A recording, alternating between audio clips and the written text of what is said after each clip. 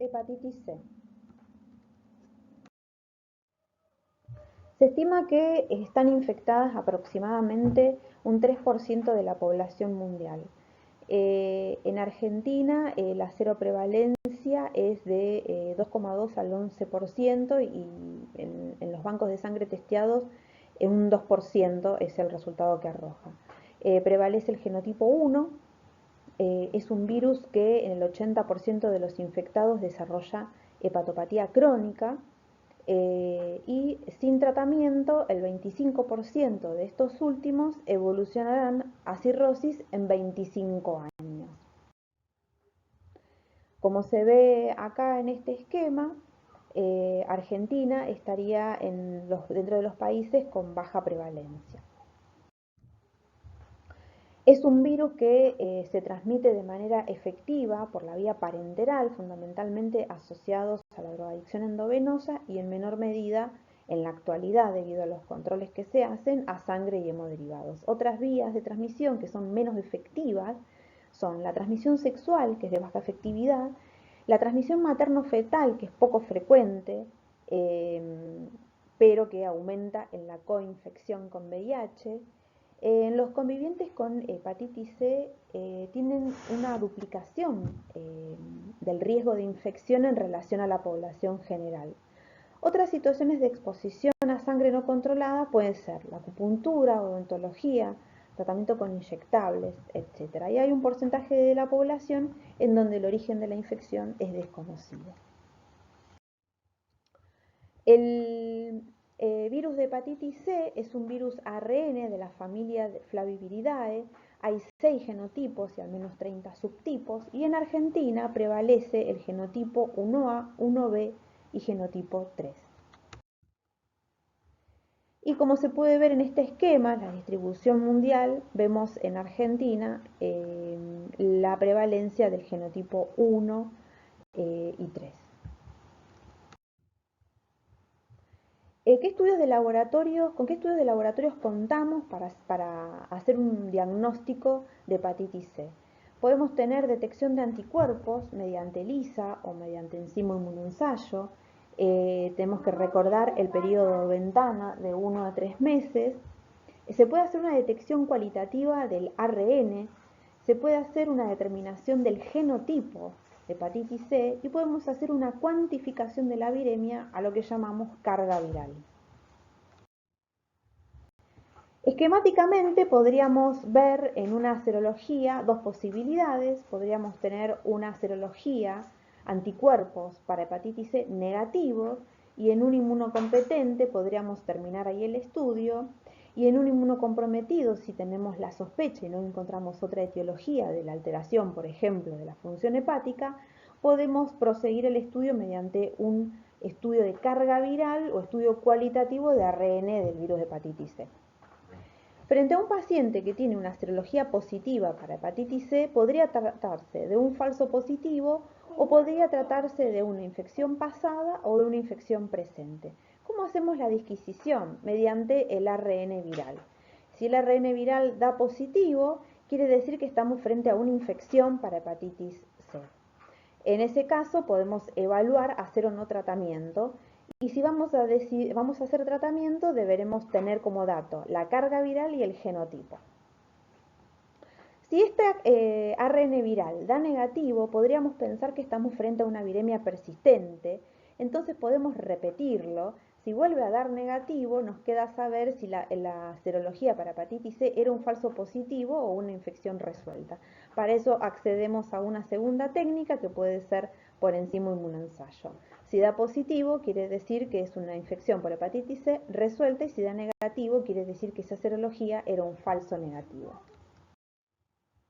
Habitualmente cursa una infección asintomática, entonces la detección será a través de la pesquisa, mediante los estudios que se hacen en el banco de sangre o bien un estudio poblacional o las serologías que se les suele pedir a los grupos de riesgo. También en la consulta clínica podemos detectar elevación de transaminasas, un examen físico compatible, hallazgo en el examen clínico y en los estudios, una ecografía abdominal, pueden hacernos pensar en una hepatitis como diagnóstico, y ahí vamos a recurrir a la solicitud de anticuerpos para hepatitis C. En general, la fase aguda de la infección cursa en forma asintomática, de 2 a 26 semanas luego de la exposición. Los síntomas de una hepatitis, de cualquiera de las hepatitis que estamos viendo, se caracterizan por ictericia, malestar general, náuseas. Las formas graves de la hepatitis aguda son excepcionales y puede pasar a la cronicidad sin manifestaciones clínicas. Al igual que la hepatitis E y la hepatitis B, existen manifestaciones extrahepáticas y generadas por mecanismos inmunológicos. Las manifestaciones extrahepáticas mediante la aparición de autoanticuerpos puede producir la glomerulonefritis membranoproliferativa, está descrita la crioglobulinemia mixta, la cialodenitis linfocítica y las vasculitis. La infección primaria por hepatitis C suele ser dificultosa reconocer el momento de su adquisición porque en general cursa en forma asintomática y no se presentan casos graves. El 15 al 20% de los pacientes resuelven esta infección durante la fase aguda y el 80 al 85% restante la infección se cronifica y la viremia persiste. Entre un 20 a un 30% de los pacientes presentan síntomas clínicos y la aparición de los mismos puede variar desde las 3 a 12 semanas después de la exposición. Los síntomas más específicos de hepatitis, como ictericia, coluria, anorexia, malestar abdominal, son muy infrecuentes. Después de las 2 a 8 semanas de la exposición, comienza el aumento de los niveles de transaminasa y a veces es lo único que se presenta. El ARN viral puede ser detectado en 1 a 2 semanas después de la exposición. Teniendo en cuenta estos datos, es decir, que lo primero que se detecta o lo que se detecta precozmente es el ARN viral y que los anticuerpos se detectan entre 1 a 3 meses después de la exposición, podemos entender por qué no son útiles las técnicas de diagnóstico indirecto para el diagnóstico de una infección aguda. Se define como crónica aquella hepatitis que luego de 6 meses persiste con ARN en sangre. Excepcionalmente en la fase crónica se produce el clearance viral espontáneo. Establecida la cronicidad, el curso clínico es indolente durante las 2 primeras décadas.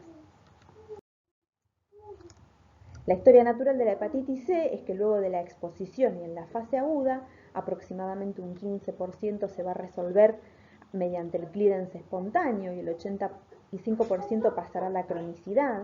De estos se mantendrán estables, otros pasarán al estadio de cirrosis en un 20% luego de 25 años de evolución.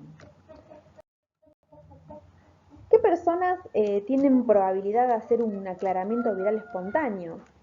Pacientes jóvenes, mujeres, cuando la infección aguda fue sintomática y aquellos que tengan infección por el genotipo 1. El aclaramiento viral espontáneo se da en alrededor del 15 al 25%. Ahora, la hepatitis crónica, el 20 al 30% de los pacientes con hepatitis crónica van a desarrollar cirrosis. Y los pacientes cirróticos tienen un riesgo anual del 1 al 4% de desarrollar hepatocarcinoma y un riesgo de 2 al 7% de llegar a una enfermedad hepática terminal. Y acá tenemos un hígado con una infección, hablamos de un 85% pasa a la cronicidad y que en 25 años del 20 al 30% va a desarrollar una cirrosis y de este porcentaje en otros 25 años va a haber un hepatocarcinoma en el 2,7% anual. ¿Qué factores impactan en la progresión a la fibrosis y a la cirrosis?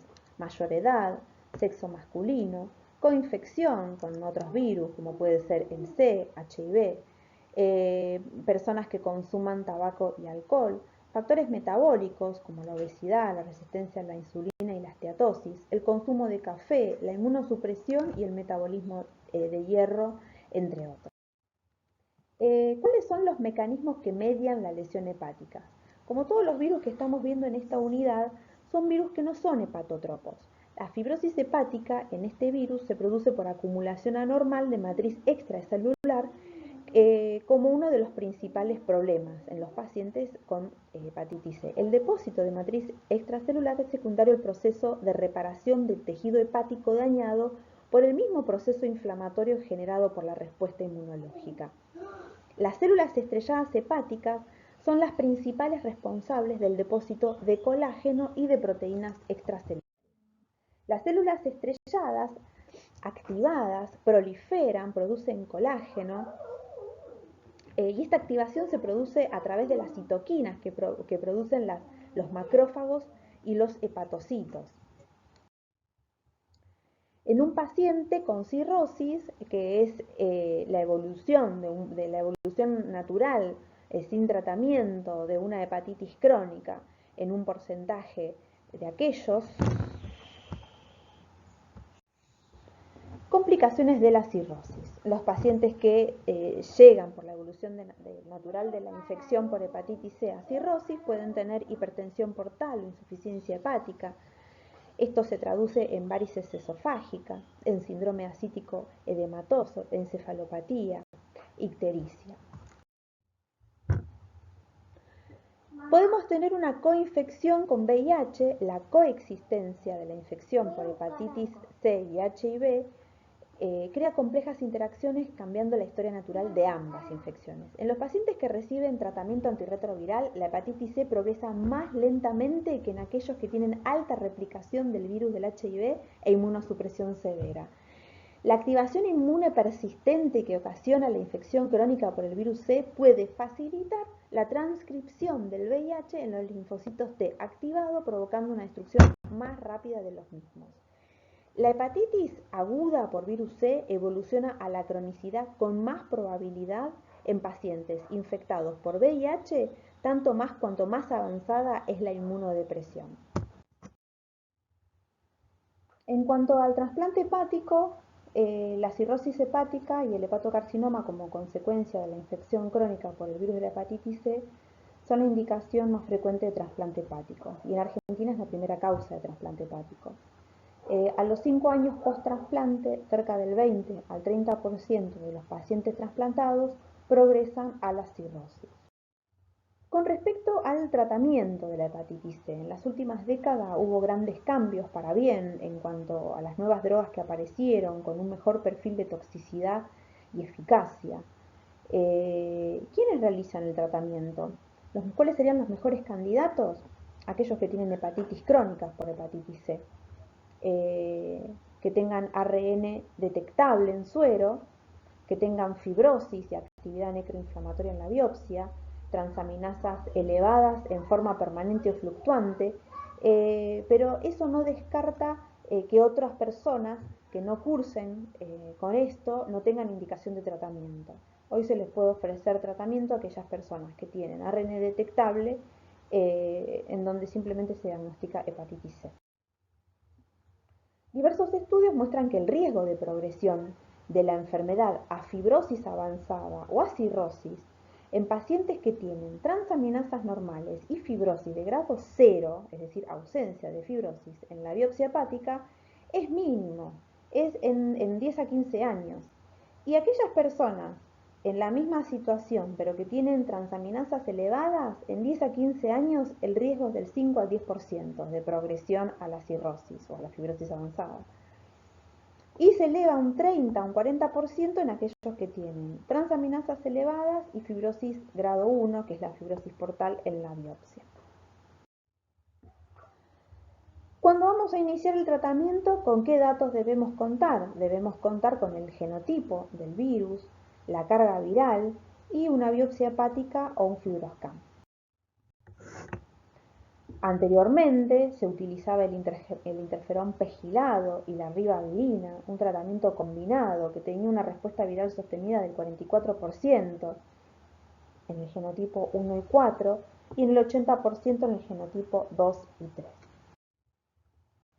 El interferón pegilado es un inmunomodulador que actúa a través de los receptores de interferón Y la novedad en el tratamiento, los avances en el tratamiento, es la aparición de los antivirales de acción directa, que es el sitio de acción en diferentes etapas y estructuras del ciclo replicativo del virus C, del virus de la hepatitis C. En cuanto a la pegilación, es un efecto en la unión del polietilenglicol al interferón que hace que se reduzca la degradación y el clearance. Esto hace que se eviten los picos, los valles, prolongue la vía media y se pueda administrar semanalmente. Dentro de los efectos adversos, de los efectos indeseables al tratamiento clásico de interferón ribavirina, están los más frecuentes, que es en el mayor al 25%, el síndrome pseudogripal, mialgias, cefaleas, leucopenia, trombocitopenia, anorexia, irritabilidad, que llevaban a la suspensión del tratamiento. Los antivirales de acción directa de primera generación fueron el telaprevir y el boceprevir. Se daban en conjunto al interferón pegilado y a la ribavirina, y si bien tenían mayor eficacia, el perfil de efectos adversos no disminuía debido a que se persistía con el tratamiento clásico. ¿Cuál es el objetivo del tratamiento? El tratamiento tiene como objetivo curar la infección por la hepatitis C. De esta manera se previene la cirrosis, la descompensación, el hepatocarcinoma y las manifestaciones extrahepáticas y la muerte. El objetivo final es lograr una respuesta biológica sostenida, definida por un ARN en sangre no detectable a las 12 semanas o a las 24 semanas después de haber finalizado el tratamiento. En los pacientes con fibrosis avanzada, en estadio F3 y cirrosis, la erradicación del virus reduce la tasa de descompensación de la hepatopatía y el riesgo de hepatocarcinoma, aunque no lo elimina definitivamente. Es decir, que en estos pacientes, a pesar de que se hayan curado de hepatitis C, se sigue vigilando la aparición del hepatocarcinoma. ¿A quiénes se tratan? A todos los pacientes con hepatitis crónica por hepatitis C. Naif o no respondedores a un tratamiento previo, aquellos que quieran ser tratados y que no tengan contraindicaciones, deben ser tratados independientemente del nivel de fibrosis hepática, y es una recomendación aún. ¿Cuáles son las drogas disponibles en el país? Bueno, acá tenemos el listado, nuestra experiencia en el hospital a través del Programa Nacional de Hepatitis es con el sofosbuvir y el daclatasvir. Estas drogas pueden venir combinadas o por separada y es de administración diaria. Es un comprimido coformulado por día o 2 comprimidos por día. Y acá podemos ver, por ejemplo, unos esquemas de la Sociedad Argentina de Patología, en donde se describe cuáles serían los tratamientos recomendados según el genotipo. Y acá vemos, por ejemplo, el genotipo 1A no cirrótico, sofosbuvir, daclatasvir 12 semanas, y en cirróticos compensados se harían 12 semanas si se le agregara ribavirina, y serían de 24 semanas si por alguna contraindicación no podríamos agregar ribavirina. Y en el genotipo 1B, el sofosbuvir, daclatasvir, de igual manera puede ser de 12 semanas si se le agregáramos ribavirina, y si no le agregáramos podríamos hacer 24 semanas de sofosbuvir, daclatasvir. Y, por ejemplo, en uno de los esquemas también del genotipo 3, sofosbuvir, daclatasvir 12 semanas, o agregando ribavirina, también 12 semanas en los cirróticos compensados. Acá finaliza la clase de hepatitis C. No existe vacuna. Espero que les haya servido, y cualquier duda, bueno, nos vemos en el Zoom o bien por mail mandan sus dudas. Gracias.